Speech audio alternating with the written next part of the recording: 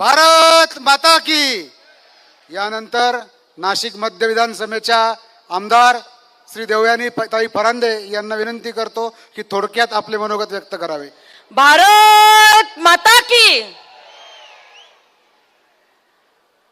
आज आपल्या विधानसभेच्या निवडणुकीच्या प्रचाराच्या निमित्ताने आपल्या सर्वांचे लाडके देवाभाऊ ज्यांनी आमच्या सर्व महिलांसाठी लाडकी बहीण योजना आणली ते ह्या राज्याचे लाडके उपमुख्यमंत्री, आमचे भाग्य विधाते आणि महाराष्ट्राच्या विकासाचं विजन असलेले, रात्रंदिवस महाराष्ट्राच्या विकासासाठी झटत असणारे राज्याचे उपमुख्यमंत्री आदरणीय देवेंद्रजी फडणवीस, ज्यांनी गेली मागची 5 वर्ष नाशिक जिल्ह्याचं पालकमंत्री पद स्वीकारलं आणि खऱ्या अर्थाने पालकमंत्री कसा असावा तर ते गिरीश महाजन साहेबांसारखा असावे, कारण त्यांच्या कालावधीमध्ये आमच्याकडे भरणारा दर 12 वर्षांनी भरणारा सिंहस्थ कुंभमेळा ज्याचं उत्तम नियोजन ज्यांनी केलं,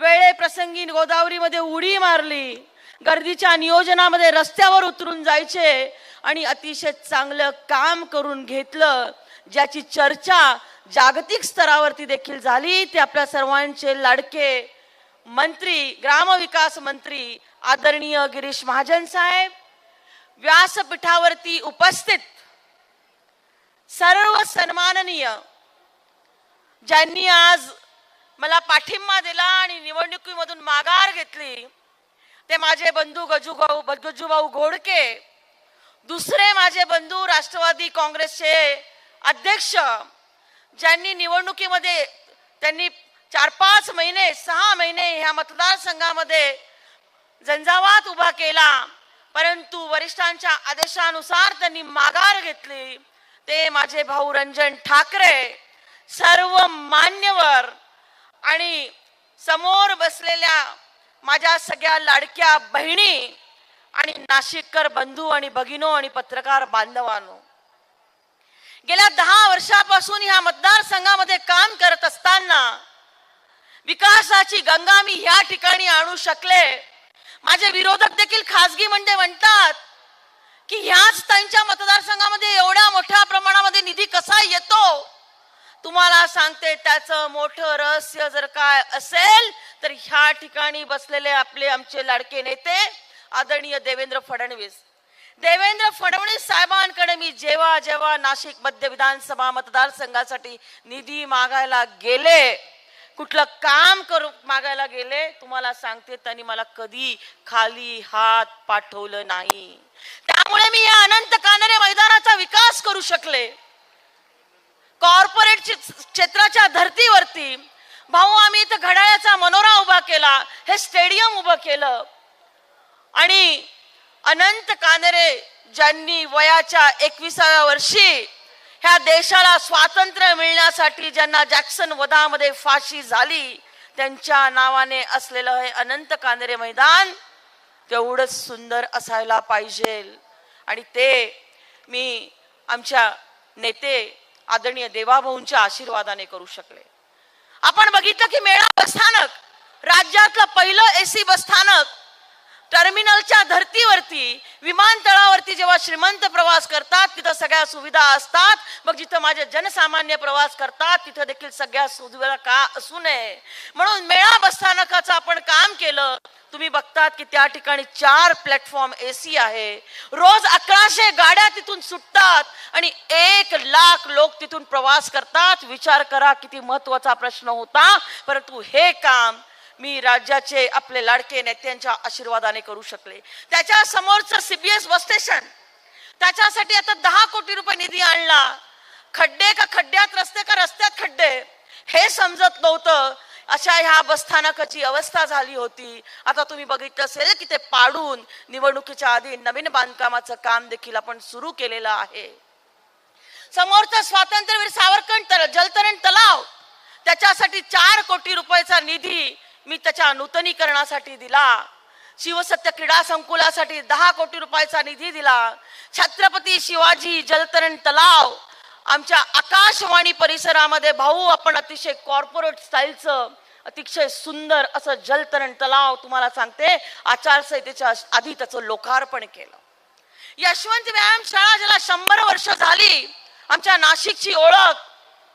मी स्वतःहून गेले आणि त्यांना सांगितलं, तुम्ही सांगा तुम्ही 100 वर्ष ही व्यायामशाळा चालवतात, तुम्हाला आमच्या सरकारकडनं काय मदत पाहिजे. तुम्हाला सांगते त्यांना 3.5 कोटी रुपये खर्च करून नवीन व्यायामशाळा बांधून दिली. आमचं जिल्हा क्रीडा संकुल ह्याची अतिशय दुरवस्था झालेली होती. छत्रपती शिवाजी महाराजांच्या नावाने असलेल्या ह्या स्टेडियमची दुरवस्था मला बघवत नव्हती. मी आमच्या नेत्यांकडनं तिथं 27 कोटी रुपयाचा निधी आणला. क्रीडा मंत्री आदरणीय गिरीश महाजन साहेब आपले आशीर्वाद त्याला मला लाभले आणि आज त्या कामाचं देखील सुरुवात झालेली आहे. तीन ठिकाणी मी उद्यानं केली. अटल बिहारी वाजपेयी उद्यान केलं, जयप्रकाश छाजेड उद्यान केलं, सर्व नाशिककरांचं आवडतं प्रमोद महाजन उद्यान आता परत त्याला पूर्ण काढून त्याने नवीन काठ टाकत आहे आणि ते आमच्या बाल मुलांना सगळ्यांना खूप आवडेल. 100 खाटांचा संदर्भ रुग्णालय, तिथं आपण 100 खाटा वाढवल्या. ज्या ठिकाणी किडनी ट्रान्सप्लांटेशन असेल, निओनेटल सर्जरी असेल, अशा सगळ्या सुविधा पुढच्या कालावधीमध्ये आपल्याला मिळणार आहे. पुढच्या 3 महिन्यामध्ये त्याचं आपल्याला लोकार्पण करायचं आहे. तुम्हाला सांगते, पूर्वी असं म्हणायचे की महिलांच्या मुलींच्या जन्मावरतीच प्रश्नचिन्ह असतो, पण मला आमदार झाल्यानंतर कळलं की महिला रुग्णालयावरती देखील करत असताना त्याच्यावरती प्रश्नचिन्ह असतो. माझ्या विरोधामध्ये जे आपण त्यांचा पराभव केला 2014 मध्ये आणि तेच आता परत माझ्या विरोधामध्ये उमेदवारी करत आहेत. त्यांनी तुम्हाला सांगते ते 2013 मध्ये मंजूर झालेलं ते हॉस्पिटल 1.5 वर्ष ते काय आमदार म्हणून करत होते, तेव्हा ते आमदार होते, त्यांना जमलं नाही. मी आमदार झाल्यानंतर त्याच्यासाठी जागा शोधली, 4 ठिकाणच्या जागा रद्द झाल्या. तुम्हाला सांगते फडणवीस साहेबांनी मला आशीर्वाद दिला आणि एका ठिकाणची आम्ही जागा फायनल केली. तिथं काम सुरू करायला गेलो तर माझ्या विरोधात आंदोलन केली आणि तुम्हाला सांगते मला कोर्टात देखील नेलं. आमच्या महिला रुग्णालयानो, माता भगिनींनो, गोर गरिबांसाठी जे मी रुग्णालय करत होती त्या रुग्णालयामध्ये नेऊन यांनी ते विकासाचं कामाला अडथळा निर्माण केला. कोर्टामध्ये देखील मी जिंकले आणि तुम्हाला सांगते की त्यानंतर त्याचं पहिल्या टप्प्याचं काम आपण पूर्ण करून घेतलंय आणि दुसऱ्या टप्प्याच्या कामासाठी देवेंद्र भाऊनी मला परत 40 कोटी रुपयांचा निधी दिलेला आहे. भाऊ, मी आमच्या माता भगिनींकडनं तुमचे मनापासून आभार मानते की 100 खाटांमधलं हे महिलांसाठीचं विशेष रुग्णालय की ज्याच्यामध्ये माझ्या माता भगिनींच्या प्रसूतीच्या आणि सगळ्या स्त्री रोगाच्या सगळ्या व्यवस्था आणि त्या ठिकाणी त्यांचं आरोग्य जपण्याची व्यवस्था होणार आहे. परंतु बंधू आणि भगिनींनो, माझ्या मैत्रिणींनो, मला विरोध करा तुम्ही, हो, पण आमच्या महिला रुग्णाला विरोध करून तुम्ही काय मिळवलं? आता त्याचं लोकार्पण झालं असतं, पण असो, आता त्याचं लोकार्पण पुढच्या वर्षभरामध्ये होईल. मी तुम्हाला सांगते, जर मी किती कामं केली आहे जर सांगायला वेळ झाली इथं तर मला 2 तास लागतील आणि मला 3-4 मिनिटं फक्त बोलण्याची संधी मिळालेली आहे. माझा विकास पर्व तुमच्या घरोघरी पोचलेला आहे. मी समाजातला एकही घटक सोडलेला नाहीये. मराठा समाजाच्या साठी 1000 मुला मुलींचं हॉस्टेल हे नाशिक मध्य विधानसभा मतदारसंघामध्ये होतंय. धनगर समाजासाठीचं 200 मुला मुलींचं हॉस्टेल हे नाशिक मध्य विधानसभा मतदारसंघामध्ये होतंय.